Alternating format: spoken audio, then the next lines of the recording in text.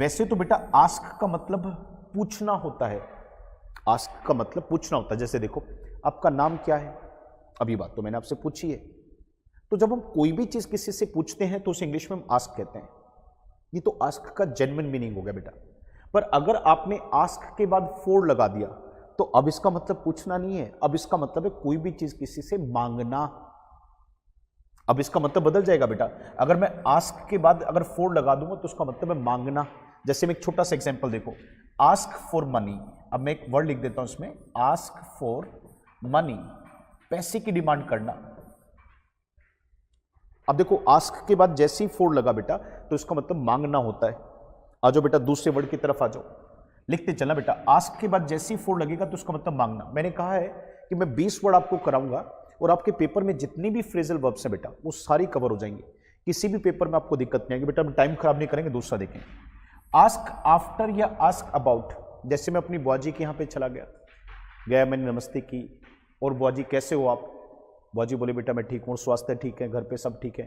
बुआ जी कह रहे बेटे सब ठीक है, तेरे मम्मी पापा कैसे हैं? मैंने कहा वो भी अच्छे हैं। और बेटा बच्चे कैसे हैं? मैंने कहा वो भी बहुत अच्छे। अब देखो, मैं अपनी बुआ जी से और मेरी बुआ जी मुझसे कहीं ना कहीं आपस में एक दूसरे के बारे में जानना चाह रहे हैं कि भाई कैसे हैं, सब ठीक हैं, सब अच्छे हैं, बढ़िया है, कोई दिक्कत तो नहीं। तो जब हम इस तरीके से करते हैं बेटा, जब हम किसी भी व्यक्ति से उसके हालचाल को पूछते हैं, जब हम किसी भी व्यक्ति से उसके हालचाल के बारे में पूछते हैं कि वो स्वस्थ हैं, सही हैं, क्या कर रहे हैं, क्या खा रहे हैं, सब कुछ, तो उसे इंग्लिश में हम आस्क आफ्टर या आस्क अबाउट कहते हैं बेटा।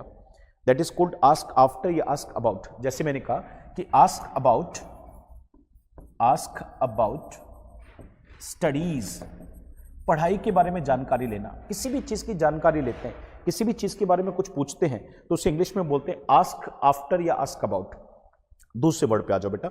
नेक्स्ट वर्ड देखो, आस्क, ये देखो अराउंड और राउंड।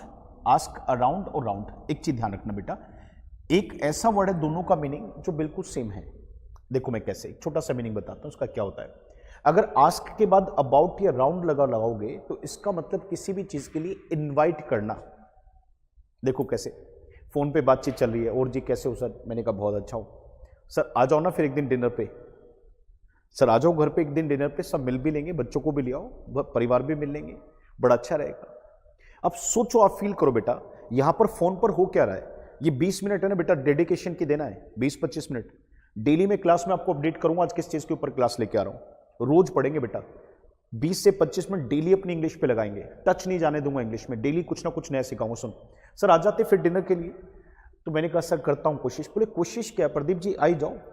अब देखो हो क्या रहा है बेटा, वो मुझे कहीं ना कहीं डिनर पे बुला रहे हैं, किसी चीज के लिए इनवाइट कर रहे हैं। जब हम किसी भी व्यक्ति को इनवाइट करते हैं किसी भी चीज के लिए, जैसे चाय पर इनवाइट करा, खाने के लिए इनवाइट करा, कहीं पर भी इनवाइट करते हैं, तो उस इनवाइट करने को इंग्लिश में आस्क अराउंड या आस्क राउंड कहते हैं।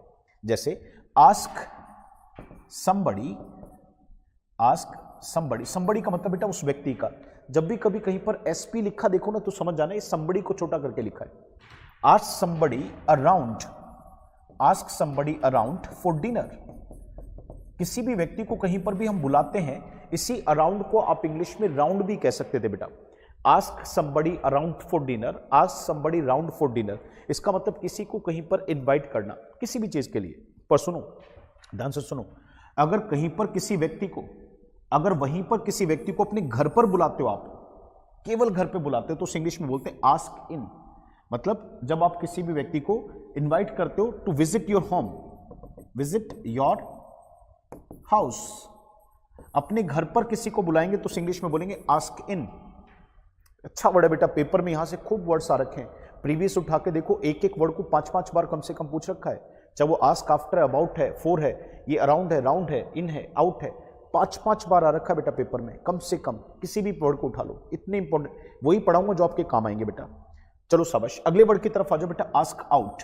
अगर मैं आस्क के साथ आउट लगा दूं तो इसे किसी को डेट पर बुलाना होता है बेटा। जैसे लड़के लड़कियों के लिए करते हैं, लड़कियां लड़कों को करते हैं, डेट पर जो बुलाते हैं हम किसी को, उसे इंग्लिश में बोलते हैं आस्क आउट। आस्क के बाद आउट लगा तो उसका मतलब डेट पे बुलाने के लिए होता है। एक वर्ड अभी भी हमारा बचता है बेटा, वो वर्ड बचता है आस्क अराउंड।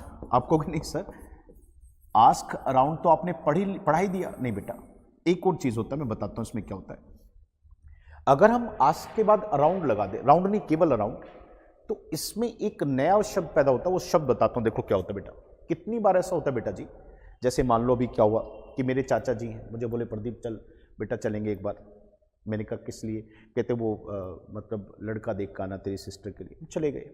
अब देखो हमने क्या करा, वहां तो हम गए, पर साथ ही साथ आसपास के 2-4 जो लोग जान पहचान वाले थे उनके यहाँ भी गए और जाके पूछा जी बंदे कैसे हैं, कैसे लोग हैं, लड़का क्या करता है, नेचर कैसा है, परिवार का बैकग्राउंड कैसा है। हर घर में गए हम जो हमारे जान पहचान वाले थे और वहां जाके उनके बारे में तहकीकात की। जब हम किसी भी व्यक्ति के बारे में जानकारी, किसी चीज के बारे में जानकारी इकट्ठा करते हैं उसको जानने के लिए कि वो कैसा है, कैसे लोग हैं, तो उस इंग्लिश में हम हमेशा बोलते हैं बेटा आस्क अराउंड। फिर रिपीट करता हूं बेटा, जब हम किसी भी व्यक्ति के बारे में जानकारी इकट्ठा करते हैं, जब हम किसी भी व्यक्ति के बारे में जानकारी इकट्ठा करते हैं कि कौन व्यक्ति कैसा है, किस नेचर का है, या कोई चीज कैसी है किस नेचर की। मान लो जैसे मुझे गाड़ी लेनी है, अब मुझे गाड़ी लेनी है, मैंने गाड़ी पसंद कर ली, तो गाड़ी लेने के बाद मैं क्या कर रहा हूँ, कहीं यूट्यूब पे जा रहा हूँ, कहीं फेसबुक पे जा रहा हूँ, कहीं मैं गूगल कर रहा हूँ, दोस्तों से पूछ रहा हूँ, मैंने कहा यार गाड़ी कैसी है, ले लूँ, कैसे लूँ, क्यों लूँ। तो मैं क्या कर रहा हूँ बेटा, गाड़ी के बारे में जानकारी इकट्ठा कर रहा हूँ। तो जब हम आसपास के लोगों से, चीजों से जानकारी इकट्ठा करते हैं तो दैट्स कॉल्ड आस्क अराउंड। कहते हैं ना, before buying anything ask around, before taking any decision ask around. तो उसके बारे में पूछ लो। अब मैं उम्मीद करता हूं बेटा आस्क के जितने भी शब्द हैं आपको बहुत अच्छे से क्लियर होंगे बेटा। कोई भी वर्ड ऐसा बेटा आस्क का जिसमें आपको डाउट रह गया, जस्ट लेट मी नो। बेटा देखो चैप्टर की बात है, मैं रिपीट कर देता हूं जो बच्चे लेट जुड़े। बेटा जी ये जो क्लासेस चल रही हैं ये हमने वहां से नहीं उठाया बेटा, हमारा जो बैच में जो जो सिलेबस चला हुआ था बेटा उस सिलेबस को नहीं, उसके अलावा बेटा मैंने रिपीट करके एक बार अभी कहा था, मैं एक बार फिर कह देता हूं कि जब आप पेपर में जाते हो तो पेपर में जाने के बाद कुछ चीजें ऐसी हैं जो पेपर में, एक ग्रामर पेपर में नहीं आती बेटा। अब ग्रामर के अलावा देखो तो 40% वोकेबलरी है, पर जितनी ग्रामर आती है उतनी वोकेब भी आती है, और 20% आपका रीडिंग है। तो क्यों ना ये 10 दिन जो क्लास हमारी बंद है, इन 10 दिन में हम अपनी ग्रामर पर, सॉरी अपनी वोकेबलरी और इस पे रीडिंग पे काम करें। साथ ही साथ बेटा जो टॉपिक आप पढ़ चुके हैं, जो भी टॉपिक्स आपने पढ़े, हर एक बैच में कहीं ना कहीं टॉपिक्स तो कई सारे हो रखे हैं, तो एक काम कर लेते हैं ना बेटा, डेली एक टॉपिक की बढ़िया प्रैक्टिस करा देता हूं, तो उससे टॉपिक भी आपका अच्छा हो जाएगा बेटा, आपकी वोकेबलरी भी अच्छी हो जाएगी, और 20 दिन में आपका रीडिंग में भी बहुत, 10 दिन में आपकी रीडिंग पे भी मैं बहुत काम कर लूंगा। इससे होगा क्या बेटा, आपका अच्छा टच बन जाएगा। ये क्लासेस मैं रिपीट कर दें जो बच्चे लेट जुड़े कि बेटा जो भी क्लास डलेगी यहाँ पर वो 24 घंटे तक आपको दिखेगी, 24 घंटे के बाद वो क्लास वहां से हटा दी जाएगी इस प्लेटफॉर्म से। केवल 24 घंटे के लिए आपके यूट्यूब के चैनल पर क्लास आएगी। आप इसको लाइक और सब्सक्राइब कर लो, जैसे ही क्लास आएगी तो आपके पास नोटिफिकेशन आ जाएगा कि क्लास आ गई, पर 24 घंटे से ज्यादा नहीं। जैसे आज मैं आपको करा रहा हूं 1 से 2 नंबर, आने वाली 2-3 क्लास में मैं आपके 1 से 2 नंबर और रीडिंग में बहुत बड़ा फायदा मिलेगा फ्रेजल वर्ब्स का, वो मैं आपको बहुत अच्छी करा दूंगा। जो बच्चे लेट जुड़े तो फ्रेजल वर्ब का डेफिनेशन देख लेना बेटा। अब मुझे लगता है कि सारे के सारे वर्ड आपको समझ में आएंगे, मैं एक बार रिकेप दे देता हूं, जल्दी क्विक रिवीजन देता हूं बेटा। अगर आस्क के बाद फोर लगाते हैं तो उसका मतलब कोई चीज किसी से मांगना, मेरे साथ बोलते रहना बेटा, कोई भी चीज किसी से मांगना तो आस्क फॉर। दूसरी बात पे आ जाओ बेटा, आस्क आफ्टर या फिर अबाउट कहते हैं तो किसी के बारे में जानना, उनके स्वास्थ्य के बारे में, आसपास के लोगों कौन कैसा है क्या है। तीसरा वर्ड हमने पढ़ा बेटा आस्क अराउंड या अराउंड।